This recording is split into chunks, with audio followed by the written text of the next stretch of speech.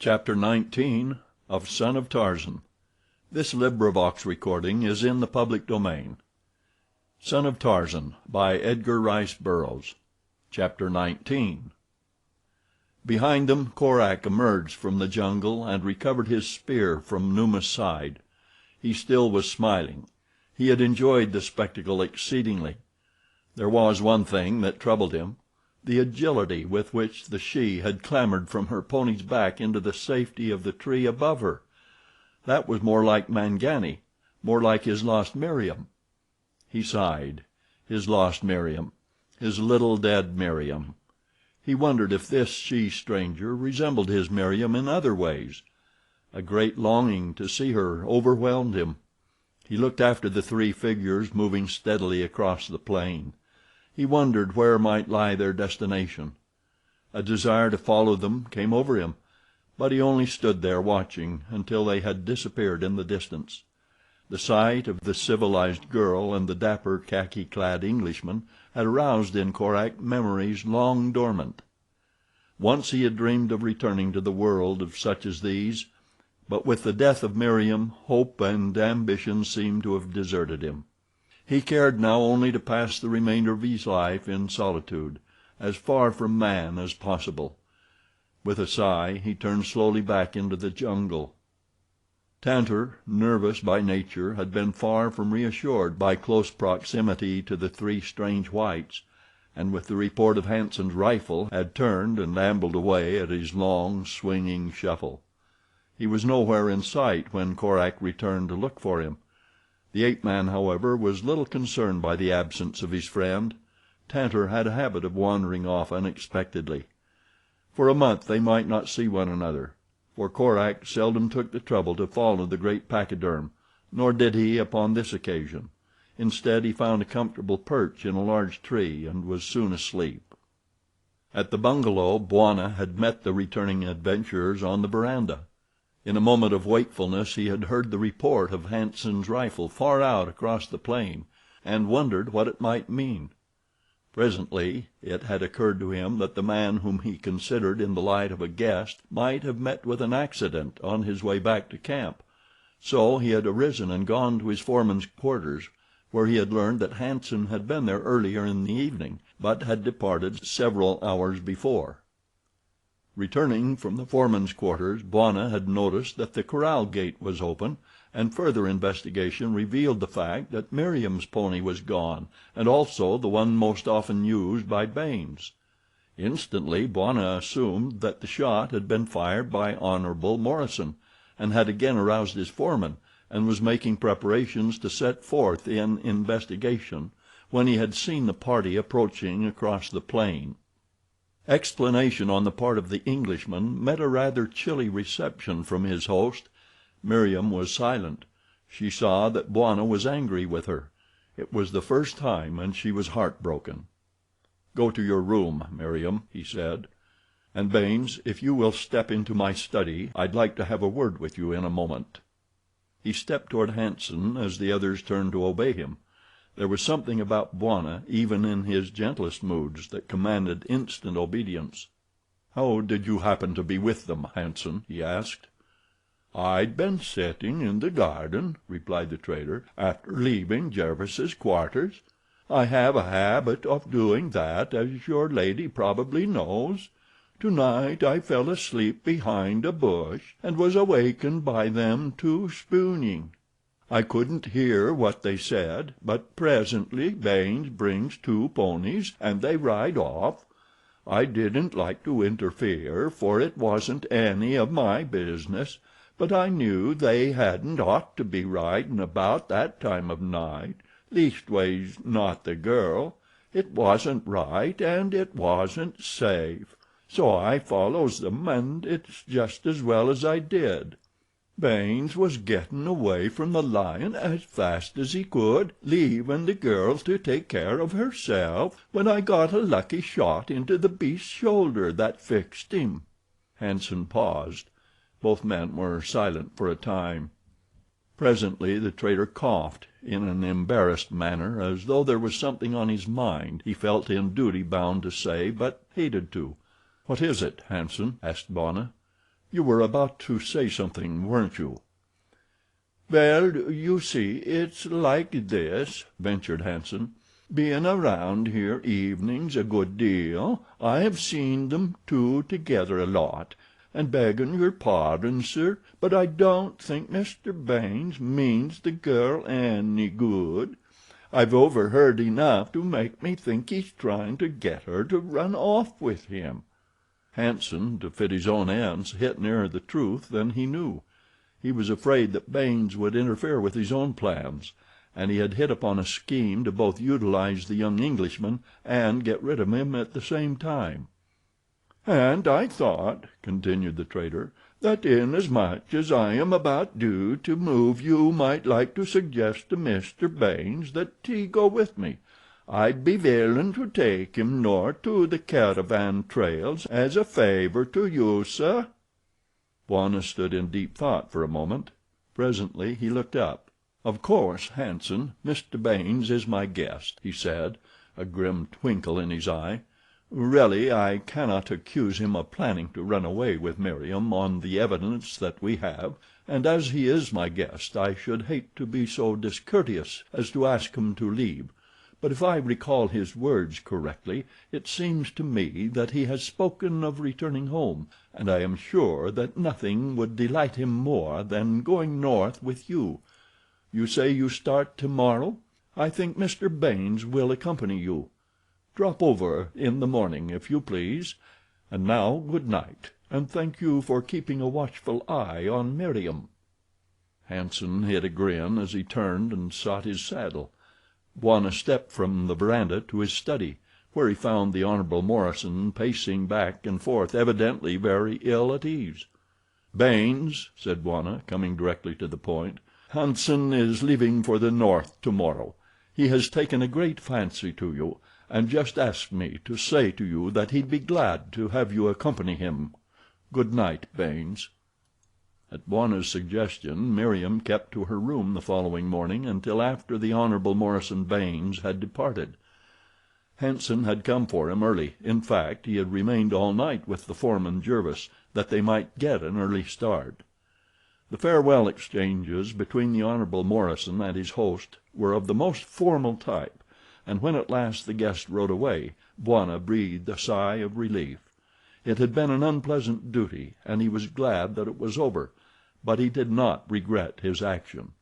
He had not been blind to Baynes' infatuation for Meriem, and knowing the young man's pride in caste, he had never for a moment believed that his guest would offer his name to this nameless Arab girl, for, extremely light in color though she was for a full-blood Arab, Bwana believed her to be such.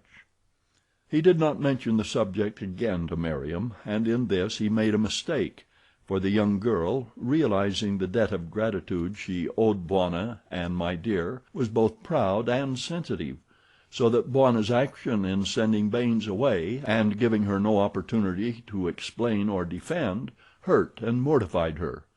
Also it did much toward making a martyr of Baynes in her eyes and arousing in her breast a keen feeling of loyalty toward him. What she had half mistaken for love before, she now wholly mistook for love. Bwana and My Dear might have told her much of the social barriers that they only too well knew Baynes must feel existed between Meriem and himself, but they hesitated to wound her. It would have been better had they inflicted this lesser sorrow and saved the child the misery that was to follow because of her ignorance. As Hansen and Baynes rode toward the former's camp, the Englishman maintained a morose silence. The other was attempting to formulate an opening that would lead naturally to the proposition he had in mind. He rode a neck behind his companion, grinning as he noted the sullen scowl upon the other's patrician face. "Rather rough on you, wasn't he?" he ventured at last, jerking his head back in the direction of the bungalow as Baynes turned his eyes upon him at the remark. "He thinks a lot of the girl," continued Hansen, "and don't want nobody to marry her and take her away. But it looks to me as though he was doing her more harm than good in sending you away. She ought to marry sometime, and she couldn't do better than a fine young gentleman like you." Baynes, who had at first felt inclined to take offense at the mention of his private affairs by this common fellow, was mollified by Hanson's final remark, and immediately commenced to see in him a man of fine discrimination. "He's a darned bounder," grumbled the Hon. Morison, "but I'll get even with him. He may be the whole thing in Central Africa, but I'm as big as he is in London, and he'll find it out when he comes home." "If I was you," said Hanson, "I wouldn't let any man keep me from getting the girl I want. Between you and me, I ain't got no use for him either, and if I can help you in any way, just call on me." "It's mighty good of you, Hanson," replied Baynes, warming up a bit, "but what can a fellow do here in this God forsaken hole?" "I know what I'd do," said Hanson. "I'd take the girl along with me. If she loves you, she'll go all right." "It can't be done," said Baynes. "He bosses this whole blooming country for miles around. He'd be sure to catch us." "No, he wouldn't. Not with me running things," said Hanson. "I've been trading and hunting here for 10 years, and I know as much about the country as he does. If you want to take the girl along, I'll help you, and I'll guarantee that there won't nobody catch up with us before we reach the coast. I'll tell you what, you write her a note and I'll get it to her by my head man. Ask her to meet you to say goodbye. She won't refuse that. In the meantime we can be moving camp a little further north all the time, and you can make arrangements with her to be all ready on a certain night. Tell her I'll meet her then while you wait for us in camp. That'll be better, for I know the country well and can cover it quicker than you. You can take care of the safari and be moving along slow toward the north, and the girl and I'll catch up to you." "But suppose she won't come?" suggested Baynes. "Then make another date for a last goodbye," said Hanson. "And instead of you, I'll be there and bring her along anyway. She'll have to come, and after it's all over she won't feel so bad about it. Especially after living with you for 2 months while we're making the coast." A shocked and angry protest rose to Baynes' lips, but he did not utter it, for almost simultaneously came the realization that this was practically the same thing he had been planning upon himself. It had sounded brutal and criminal from the lips of the rough trader, but nevertheless the young Englishman saw that with Hanson's help and his knowledge of African travel the possibilities of success would be much greater than as though the Hon. Morison were to attempt the thing single-handed, and so he nodded a glum assent. The balance of the long ride to Hanson's northerly camp was made in silence, for both men were occupied with their own thoughts, most of which were far from being either complimentary or loyal to the other. As they rode through the woods, the sounds of their careless passage came to the ears of another jungle wayfarer. The Killer had determined to come back to the place where he had seen the white girl who took to the trees with the ability of long habitude.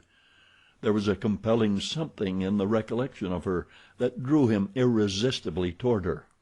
He wished to see her by the light of day, to see her features, to see the color of her eyes and hair. It seemed to him that she must bear a strong resemblance to his lost Meriem, and yet he knew that the chances were that she did not. The fleeting glimpse that he had had of her in the moonlight, as she swung from the back of her plunging pony into the branches of the tree above her, had shown him a girl of about the same height as his Meriem, but of a more rounded and developed femininity. Now he was moving lazily back in the direction of the spot where he had seen the girl when the sounds of the approaching horsemen came to his sharp ears. He moved stealthily through the branches until he came within sight of the riders. The young man he instantly recognized as the same he had seen with his arms about the girl in the moonlit glade just the instant before Numa charged. The other he did not recognize, though there was a familiarity about his carriage and figure that puzzled Korak. The ape man decided that to find the girl again he would but have to keep in touch with the young Englishman, and so he fell in behind the pair, following them to Hanson's camp. Here the Hon. Morison penned a brief note which Hanson gave into the keeping of one of his boys, who started off forthwith toward the south. Korak remained in the vicinity of the camp, keeping a careful watch upon the Englishman. He had half expected to find the girl at the destination of the two riders, and had been disappointed when no sign of her materialized about the camp. Baynes was restless, pacing back and forth beneath the trees when he should have been resting against the forced marches of the coming flight. Hanson lay in his hammock and smoked. They spoke but little. Korak lay stretched upon a branch among the dense foliage above them. Thus passed the balance of the afternoon. Korak became hungry and thirsty. He doubted that either of the men would leave camp now before morning, so he withdrew, but toward the south, for there it seemed most likely the girl still was. In the garden beside the bungalow Meriem wandered thoughtfully in the moonlight. She still smarted from Bwana's, to her, unjust treatment of the Hon. Morison Baynes. Nothing had been explained to her, for both Bwana and My Dear had wished to spare her the mortification and sorrow of the true explanation of Baynes' proposal.